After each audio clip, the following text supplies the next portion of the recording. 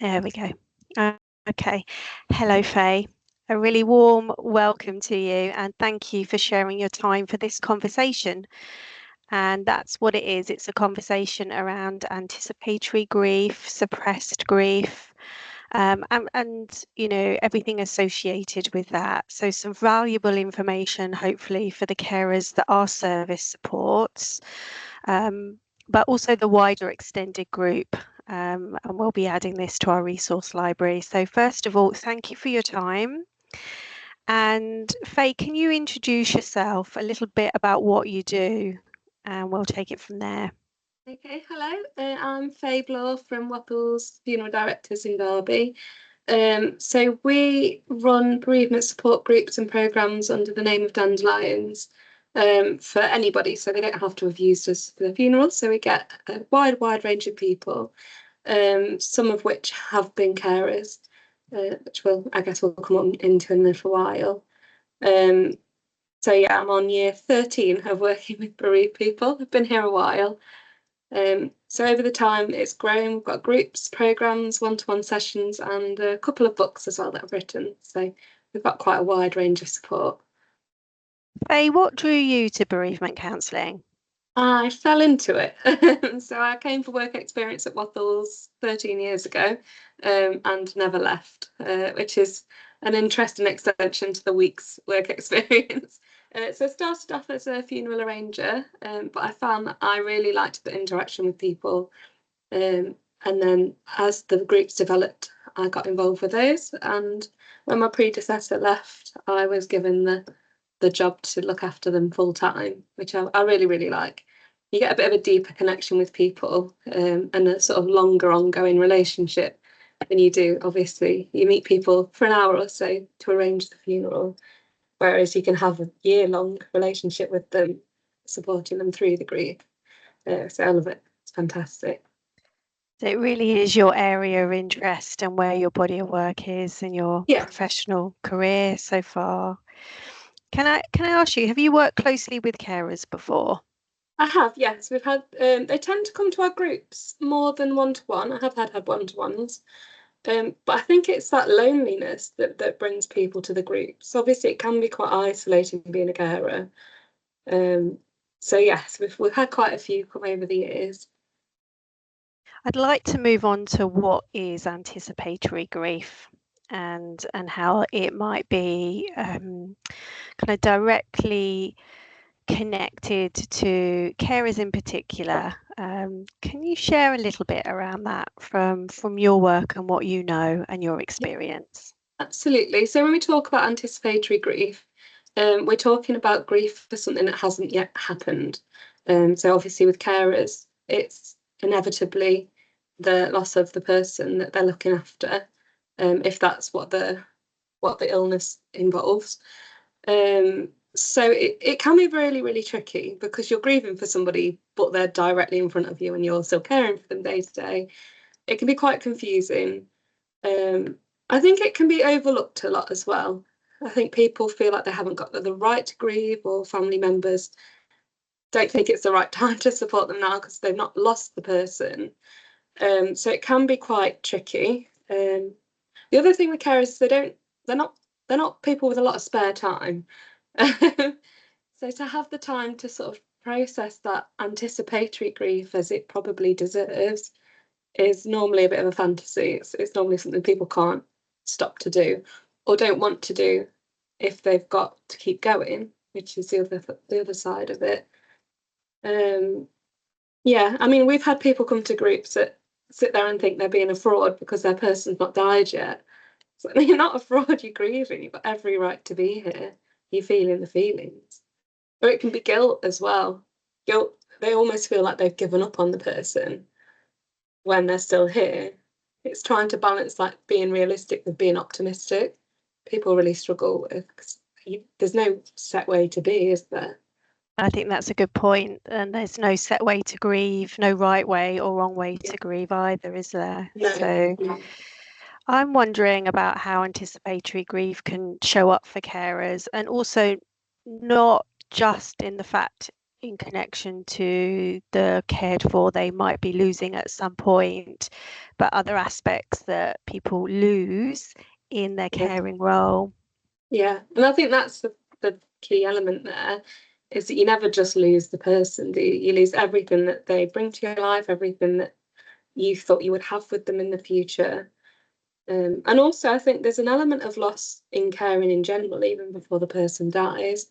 People give up a lot to be carers. They give up a lot of their own life, their own personalities, and things like that in order to really focus on that person. It's a really selfless job. So there's a lot of, I guess, what you call micro griefs before anyone even dies. And then with the nature as well of caring, you're looking after someone that's poorly. You see them deteriorate. There's losses within illnesses, I think. You know, the first time they can't remember your name, or they get too ill to walk. There's a lot of losses before the loss, I think. But it can show up in loads of ways, as can sort of at need grief, if you call it that. Numbness is quite a big one. People, especially with carers, because you've got to keep going regardless. So people don't always like let it, or can't always feel it because they've just not got the time or space. There can be a lot of guilt as well, I think, I mean, you can feel guilty because you can't fix the problem. You feel guilty because you feel you should be doing more, even though you're doing as much as you can do. You can feel guilty for feeling, elements of resentment. As we've just said, people give a lot up. It's going to grate on you at times. You're human. But you can then feel guilty because it's not the person's fault and you do want to care for them. It's just messy. I think that's a really valuable point, that it's messy, Yeah, and as is life, and as can death be too. yeah, Um, and there's something around this conversation that part of the intention is to normalize, yeah, anticipatory grief, feelings around it, the extent of the feelings around a caring role as well. yeah, exactly. Why is it important for carers to recognise these feelings as grief in particular, Faye? I think you recognise them and it normalizes it a little bit. It's a bit Yeah. the same in any grief, the same in any feelings. Once you've worked out what it is you're feeling and why you're feeling it, it's sort of easier to live with. You can put things in place. Quite often, the carers can be really, really mean to themselves. They look at everything they're not doing and forget everything they are. Mm, Um, and I think by recognising it, it might help you be kinder to yourself. You can also ask for help at that point. You know what the problem is. You can ask mm. for help. Um, it can help to reduce the guilt as well, I think. The guilt and anger, there's a lot of anger in anticipatory grief as well, because it's that I can't control what's happening to me situation. But I think if you know what it is, you can normalise it. You realise it's not a reflection of how you feel about the person. It's Yeah, just grief. yeah. It's a protective grief response a lot of the time. Especially with the apathy and the guilt and things like that. It's just a protective, because you can feel a little bit apathetic. People sometimes feel they withdraw from their loved one as well for Mm, fear of being hurt when the inevitable happens. And then you can feel guilty for withdrawing. yeah. And So I think, recognizing that as a protective mechanism, yeah, that again yeah, can be a normal process yeah, within that process of grief, whether it's yeah, anticipatory or post someone yeah, dying. absolutely. Yeah. Yeah. Faye, we often hear about suppressed grief. What does that mean, and why might someone suppress their grief? Okay. So suppressed grief, we tend to think of as grief that's repeatedly pushed down. So people might know they're doing this, people might not. Um, it comes up a lot in at need grief as well, actually. I mean, we'll have people come 20 years down the line and it's as raw as it ever was because they've just not dealt with it. They've not had time. So we've had people that just they've got young children, they've not got time to stop and grieve. Or Yeah. I think in the case of carers, it might be they're not the only person you're caring for, or you might be suppressing the anticipatory grief. So you open the can of worms and you're worried you won't be able to do your duties. Um, Sometimes it just feels too big. It's too Yeah. scary. I think the other thing as well, actually, with carers is the benefits stop fairly soon after the death. So it sometimes puts carers in a position where they have to get back into work as soon as possible. At a time where you'd normally just want to take stock and process everything that's just happened, they're forced back into like pressure of finding work. Or the financial, Yeah, the added pressure of yeah, financial difficulty yeah, potentially as well, yeah. And I think nothing sort of pushes down your ability to grieve like having to go in and function in day-to-day life. What might be the signs that someone could be holding back their grief? I think a pretty good indicator is they're quicker to anger. They might be quicker to anger, quicker to upset. Sometimes something small, seemingly small, can trigger a big reaction. Not necessarily related to the loss, usually not. But I think if people are already fully wound because they're dealing with everything, there's pretty good hints there. They might be coping too well. Too well. They might be. I think we've all seen people where everyone says, "Oh, they're doing really well. They're carrying on like nothing's happened. They're doing this. They're doing that," and actually they're just keeping busy and they're really like pushing it down. So obviously it's tricky to see because there's no right or wrong way to be grieving and to be after it. But sometimes if someone's doing a little bit too well, it can trigger alarm bells. But that on the flip side of that, they could be grieving in private and just feel better putting a face on. So it's not a fail safe. Yeah. They might have more. Sorry, I was going to say that they might have physical manifestations as well. It tends to come out some way or another. So you're either quicker to anger or you're feeling not great in yourself. I think we talk a lot, don't we, about body, the way the body stores difficult feelings, and grief's physical anyway. So I was gonna ask you about the impacts of, that not just psychologically or emotionally, but physically. My other existing conditions might feel amplified, or for instance, there might be bad backs that just, that symptoms are just increased. So just an awareness that it can impact on all levels or just one level in particular. Again, there's no right or way, but an awareness of how it can impact you. Yeah, absolutely, especially sort of in the long term. But even with sort of straightforward at-need grief, people find that they pick up minor illnesses a little bit more often, or they feel more physical aches because your energy is all going on whatever's happening below the surface. We might not be consciously thinking about the person we've lost, but your subconscious is very busy. And I'm wondering around, what's happening in the brain, we're in this experience of grief, whether it's anticipatory or suppressed. And how that impacts our immunity, for instance, how severe and extreme continual stress impacts us physiologically as well. So that makes sense, doesn't it? It's just I mean, it's the body keeps the score, the book by Van der Kolk. Any long-term stress on the body from any source really does keep your body keeps stock of it, and it lets you know eventually if you don't. Absolutely. I was going to ask why a carer is particularly vulnerable to anticipatory or suppressed grief. And I think we've answered that. It's But the very nature of it, isn't it? Absolutely. Is there anything else you can add to that, Faye, before we move on? I think it's just the acknowledgement that you live as a carer, you live in a world where this is so normalized that you forget how impactful it is. It's only when and I think that's quite nice when people come to groups, carers come to groups and they're mixed. So there's people that haven't been carers, because you can see that, oh no, you've done a lot before you've even had to grieve. It's the acknowledgement of how heavy that can be because it becomes so normal. Absolutely. What challenges or pressures make it harder for carers to express these feelings? What do you think? I think what I mentioned about having to get back to work might be a part of it. Yeah. There are also obviously people that are carers as a job. Yes. And so that can be a bit disenfranchised, the grief there. By disenfranchised, I mean sort of grief that isn't acknowledged, formally acknowledged by other people.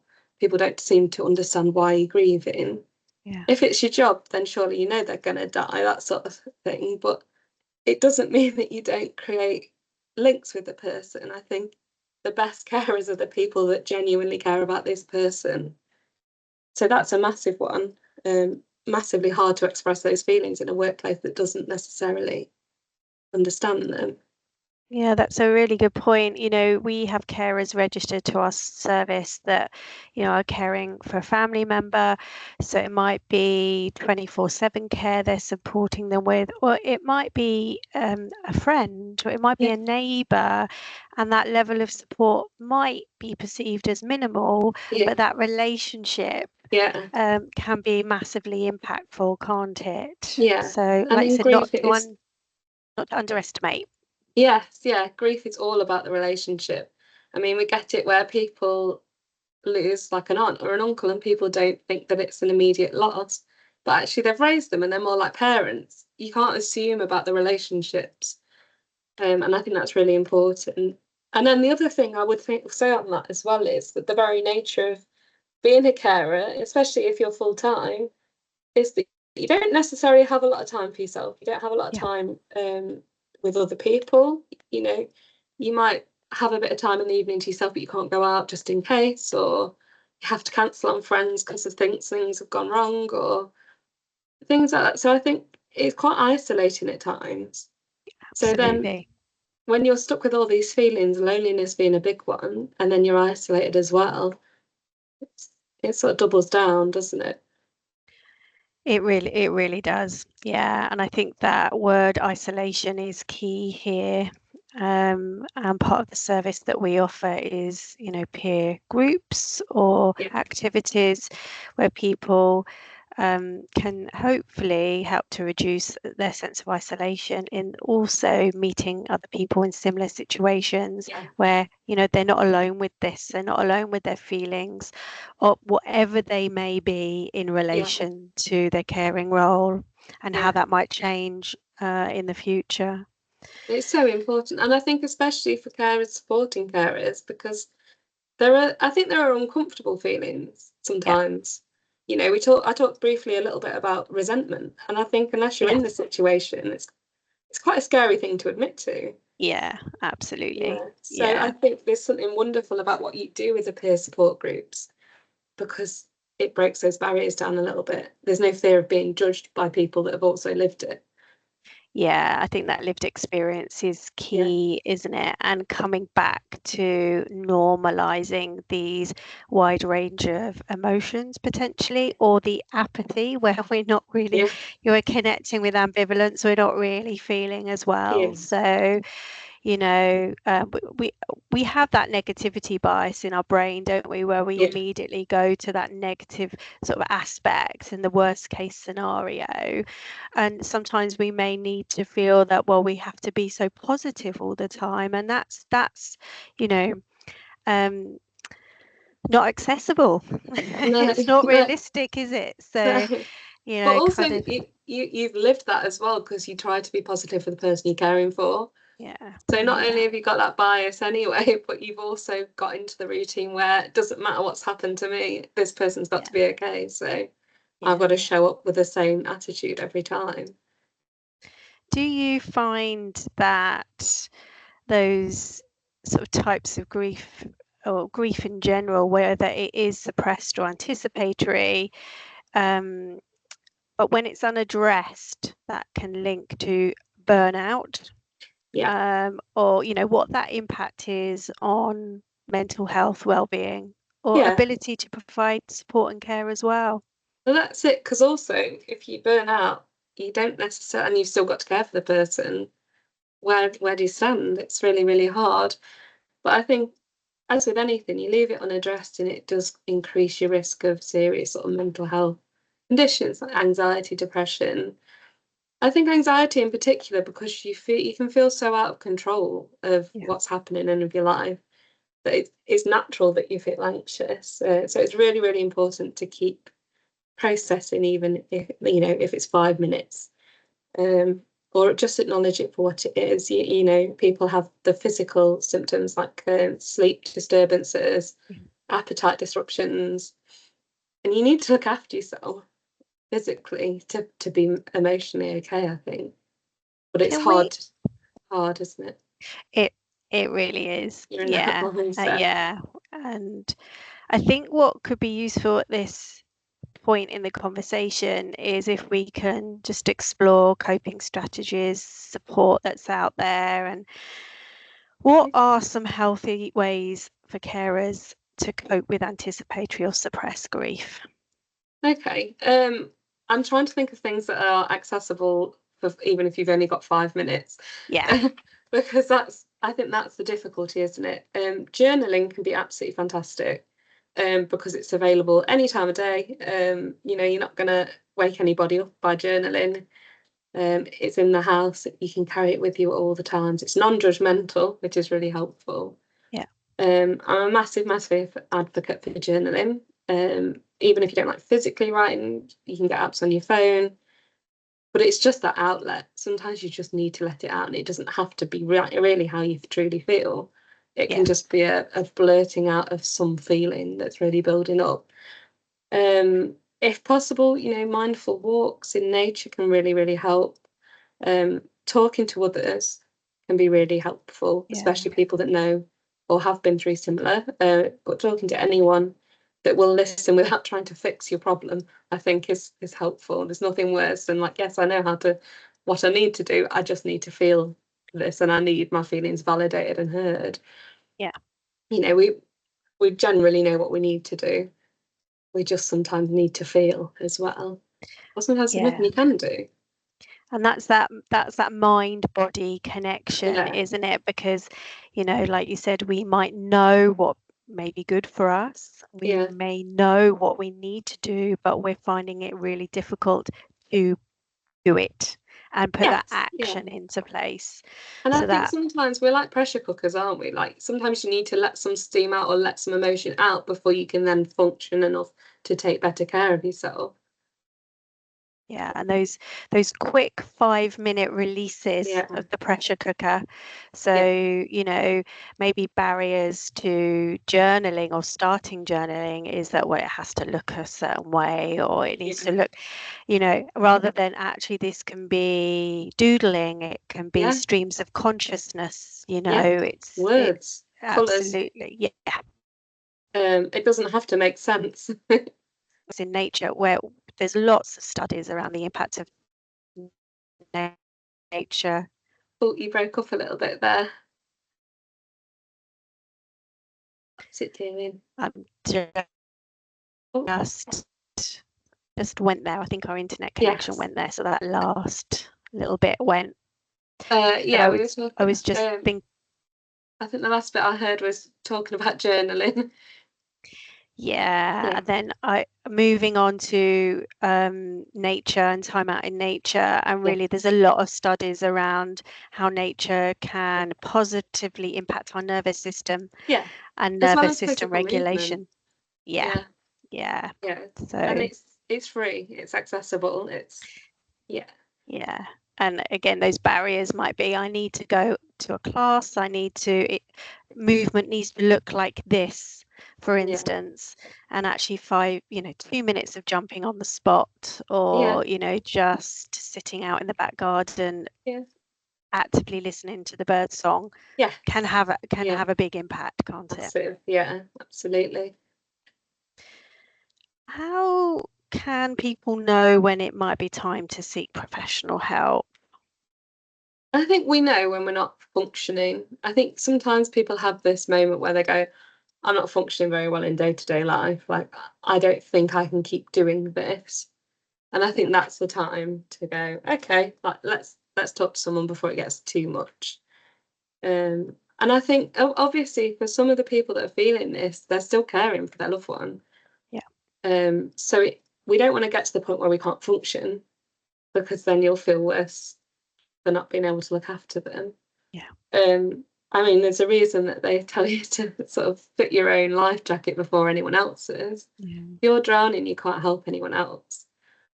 So I think you really need to prioritise yourself in order to prioritise them. But yeah, you'll notice, we talked earlier about noticing that people are a bit quicker to fire with sort of snippy comments and things like that. Just you know yourself, I think, when you're not quite right. If it's an hour out a week to go and talk to a counsellor, even over Zoom, because it's so accessible now in that way, it might just be the difference between you carrying on or you're not carrying on and burning out. Faye, can you tell us a little bit about what you offer and what resources are available that people can access? That I think that would be really helpful. Yeah, absolutely. So we have free befriending groups in Derby City Centre in the daytime, Derby City Centre in the evening, and Ashbourne in the daytime. So they're just drop-in groups. People can pop along. We'll make them a cuppa, give them a biscuit, which is the best facilitator of all time, I think. And they can chat to people in a similar situation, or it might be a completely different situation, but they'll have common themes, because grief is universal regardless of the situation. It can just be a little bit trickier in some senses than others. We do run a 4-week programme which educates people on what they might experience in grief and things that can help with that. That's free. They just have to sign up by emailing me. One-to-one counselling we do at our Alistair office or online, which is a paid service with myself or my colleague Sarah. And then I have written 2 books, one for children, one for adults, grief activity books, which just explain what they might experience in grief and sort of ways to remember the person and sort of sections to write about them and ways to talk about the feelings that are going on. Yeah. It's that, and obviously there's blogs and things like that. I did write a blog on grief in the You did. caring, Yeah. so please feel free to share that if it's helpful to Thank you. anybody. Yeah, we will. And then obviously there's a lot of services that you offer and other organisations offer. The peer support, I think, is amazing what you do. But you also do education, I think, don't you, for carers? And we have got information and awareness part of the service, and we have our resource library online as well via our website. I do also know that Treetops Hospice, which is based in Risley, have a very good comprehensive website with useful information with a wide range of topics and themes, from anticipatory grief to palliative care to support post dying. And then there's Cruise as well, which is a nationwide organisation which generally start with a short group online session, just sort of delving into grief and how it may be impacting and the types of grief there are, but also, again, like we've said in this conversation, there's no one way to grieve, there's no right way to grieve. And it just reinforces that in a setting where there's other people who may be experiencing, a similar situation to yourself. So, it's all about that connection, isn't it? That's the important thing. Yeah, absolutely. Just to close, Faye, what's the most important message you'd like carers to take away about grief, and especially anticipatory and suppressed grief? I think the most important thing I wanted to say is to just be kind to yourself. What you're going through is ridiculously hard. It's complicated. You've got the person in front of you, but you're grieving for them, or you've got to carry on even though you're feeling all these feelings. So reach out if you need help. There's people around you, keep connecting. But yeah, be kind to yourself, acknowledge how much you are doing. I think that's a really key and important message. And Faye, thank you so much for your time. Thank you for having me. To share this topic, which is really important, because at some point in our life, all of us will experience grief in some way or another.